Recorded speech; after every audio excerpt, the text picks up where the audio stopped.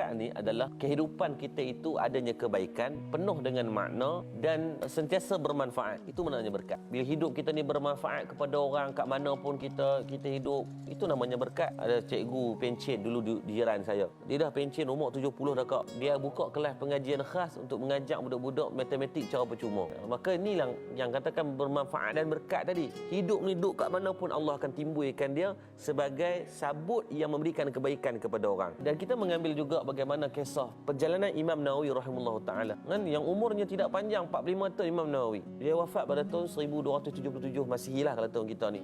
Ini 800 tahun yang lepas. Tapi apa yang berlaku adalah walaupun umurnya tidak panjang, even menikah pun tak dan kak. Imam Nawawi ni sampai dia kata, aku takut untuk bernikah kerana aku takut aku menzalimi hak isteri aku, tidak boleh memberikan kasih sayang kerana kecintaan aku kepada ilmu terlalu tinggi. Maka sebab tu Imam Nawawi ni walaupun dia wafat 1000 tahun yang lepas, tapi dalam kewafatan dia itu dia meninggalkan banyak mana naskah-naskah kebaikan. Itu berkah hidup dia. Umur 45 tahun tapi sampai 1000 tahun orang masih sebut lagi. Kitab Riyadhus Salihin, kan? Kitab Matan Arba'in, Kitab Bustanul Arifin, Kitab Al-Azkar yang menjadi satu amalan kepada kita tentang doa-doa, zikir-zikir yang dihimpunkan di dalam Kitab Al-Azkar tadi. Itulah berkah.